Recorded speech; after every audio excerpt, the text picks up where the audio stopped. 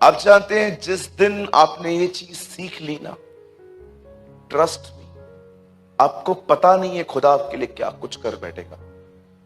आज प्रॉब्लम ये है, we are so occupied with our self. हम खुद से बहुत जुड़े हुए।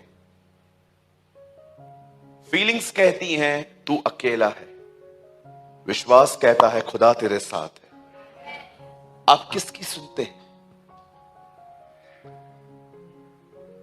फीलिंग्स कहती हैं तू अकेला है, कोई नहीं है तेरे साथ, सब बातें करने वाले लोग हैं तेरे साथ कोई नहीं है। इतना कुछ बताने के बाद जकरिया कहता है मैं कैसे, मुझे बेटा कैसे आ सकता है स्वर्गदूत, मैं बूढ़ा हूं। जब तक वो खुद से जुड़ा हुआ था, वो अविश्वास से जुड़ा हुआ था। आप जानते हो हम मसीह लोगों ने, हम इतने उत्तम परमेश्वर के बच्चे होने के बाद भी हम कई बार निराश और परेशान क्यों होते हैं? जानते हो क्यों? क्योंकि उस उत्तम को हमने अपनी जिंदगी में कोई खास स्थान नहीं दिया। That is our problem. हम जो कुछ करते हैं ना, हम ये नहीं सोचते हैं कि क्या वर्ड ऑफ गॉड इसे सपोर्ट करता है, क्या परमेश्वर का वचन इस चीज को सपोर्ट करता है। मैं एक बात पढ़ रहा था कि आपको पता है ना, इतिहास है, बहुत सारे मैन ऑफ गॉड लॉकअप में गए हैं, सालों तक जेल में गए हैं। वॉचमैन ने लगभग अपनी आधी से ज्यादा जिंदगी जेल में बिताई। और आपको पता है एक दिन क्या हुआ?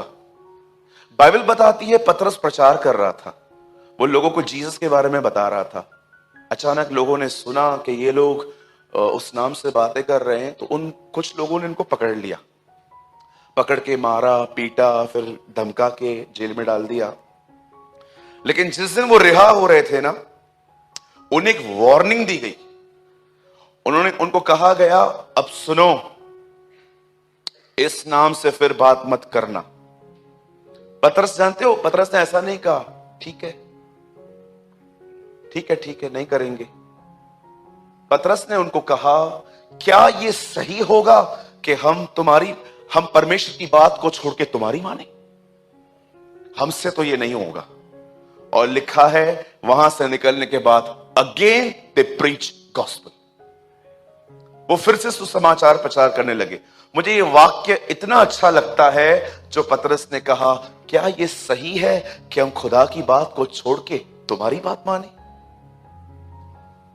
मेरे भाइयों, मेरी बहनों, यह सिद्धांत कब बनेगा आखिर?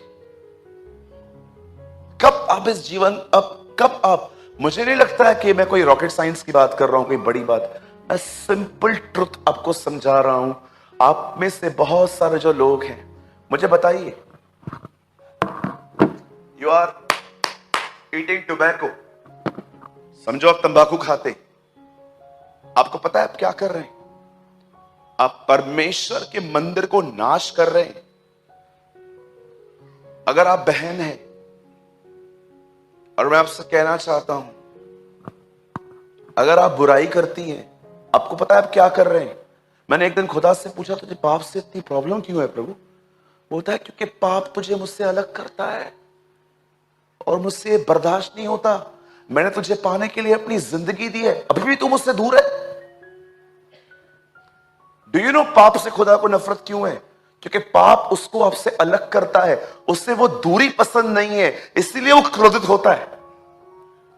आप में से कितने लोगों को यह बात पता है? यशायाह के 53वें अध्याय में लिखा है, उस धर्मी के प्राण देने के बाद यहोवा अपने वंश को वापस पाएगा।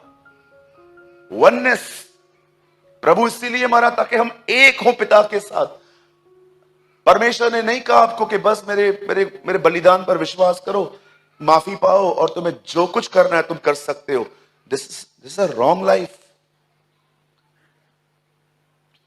चलो मैं आपको एक और चीज बताता हूं। पंकज भैया एक वर्ड लगाइए, यहां देखिए सब। मैंने अभी स्क्रिप्चर्स खुलवाए नहीं है, मैं 5 मिनट में आऊंगा। बदर एक वचन लगाइए, पहला कुरिन्थियों 15 अध्याय उसका 3 वचन। मुझे लगता है आप में से हर एक को यही पता है।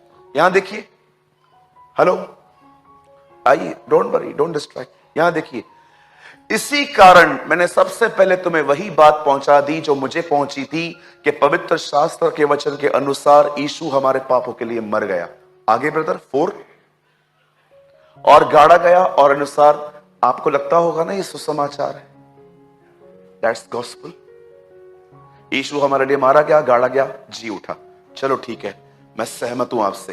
ब्रदर अब ये काम करिए, 2 कुरिन्थियों 5:15 यहां पर लगाइए।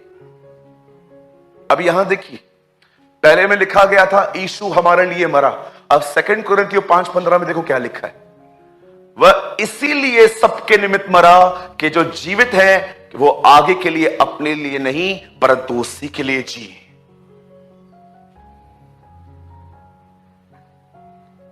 परंतु उसके लिए जो उनके लिए मरा। 5:15 में लिखा है वो इसलिए मरा ताकि हम उसके लिए जी। यीशु क्यों मरा आपके लिए? कुछ लोग कहते हैं मुझे मर जाने दो। किसने रोका है? मैं सुसाइड करूंगा, आपकी मर्जी। एक भाई ने मुझे कॉल किया, ब्रदर आप कहां पर हो? मैंने कहा मैं ऑफिस में हूं। बेटा क्या हुआ? ब्रदर मैं सुसाइड करने जा रहा हूं। मैंने बोला कहां खड़ा है? बोला ये स्टेशन पे खड़ा हूं। मैंने कहा 5 मिनट बैठ जाओ, अभी 5 मिनट में टाइम है ट्रेन में, 10:35 की नहीं है, 10:40 की ट्रेन है, 5 मिनट बैठ जा। जानते हो कौन मरते हैं? बोलो बाजू वाले को, बुज़दिल। हाँ, डरपोक मरता है, बहादुर जीते हैं। मैं यीशु के लिए मरूंगा। भैया काम कर, वो मर चुका है, तू काम कर उसका। अभी मुझे यीशु के लिए मरना है। कुछ बहनें ना बड़ी इमोशनल हो जाती हैं, मुझे यीशु के लिए मरना है। क्यों? जीते जी किससे जलती नहीं तुम्हारी, इसीलिए। बोलो अपने बाजू वाले को, आपको मरने की जरूरत नहीं है, प्रभु मर चुके हैं, अब आप उसके लिए जियो। मुझे मरना है, पता नहीं क्या क्या, मुझे मरना है, मुझे मरना है। प्लीज ये नॉनसेंस मेरे सामने तो मत करना, ओके? मैं टाइम टेबल दे दूंगा कैसे मरना है। कई लोग 4 माले पे खड़े होकर कॉल करते हैं, ब्रदर मैं बहुत परेशान हूं, जंप मार रहा हूं। मैं उनको कभी कभी पूछता हूं भैया कौन से फ्लोर पे हो? बोलते हैं 4। मैंने कहा कुछ नहीं होगा, 8 से मार। किसको डरा रहे हो यार तुम? बहुत गलतियां की हैं मैंने भी, अब नहीं। साधु सुंदर सिंह ने कहा मरना नहीं जीना कठिन है मसीह के लिए। मरना क्या है? इजी थिंग है, लगा लो फांसी, 1 मिनट में हो जाता है। जी के दिखाओ, भूखे रह के दिखाओ उसके लिए, यात्रा करके दिखाओ उसके लिए, सहन करके दिखाओ उसके लिए। हर एक चीज एडजस्ट करो क्योंकि उसका काम हो रहा है। ये होता है मरना। Do you know this is called dying. सब एडजस्ट कर लेते हैं हम, क्यों? क्योंकि उसका काम हो रहा है।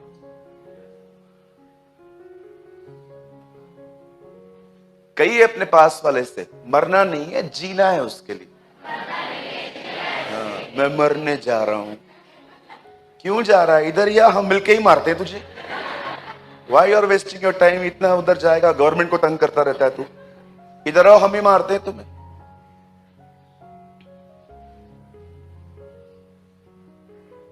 मरना नहीं है, खुदा के लिए जीना है।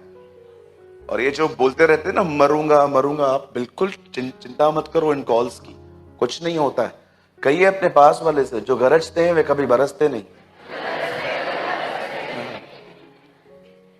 ये मालूम है क्या है? मैं आपको बताता हूं। ये गंदी आत्मा एक्चुअली एक ये है, जस्ट लोगों का फोकस चेंज करना, अपने पे लाना, ताकि मुझे सिंपैथी मिले, ताकि लोग आके मुझे चौथे माले पे आके कहें क्या हुआ, मैं बहुत तंग हूं। हम तुझसे तंग हैं, मैं बहुत तंग हूं, मैं मरना चाहता हूं। और आप देखो, आप जैसे उसको बोलोगे ना, नहीं नहीं मर, ठीक है मैं नहीं मरता हूं, वो जस्ट आपका वेट कर रहा था कि थोड़ी सिंपैथी मिले। आपने कभी कभी बच्चे को देखा है वो रोता है और आप उसको निहारो, फटता है।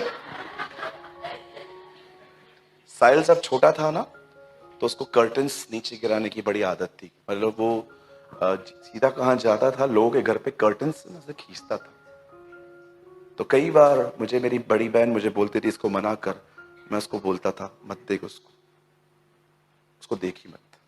और हम लोग ऐसी बात करते थे, फिर हम उसको टेढ़ी आंखों से देखते थे, कुछ नहीं करता था, मैं चला आता था, बोलता था कि क्या यार, वैल्यू ही नहीं है यार देखता ही नहीं है कोई मुझे। ये चाइल्डिश बिहेवियर से बाहर आइए। ओके, कभी कभी आपने देखा है कुछ कुछ सिस्टर्स ऐसे 5 मिनट में 5 बार बाल खोलती हैं।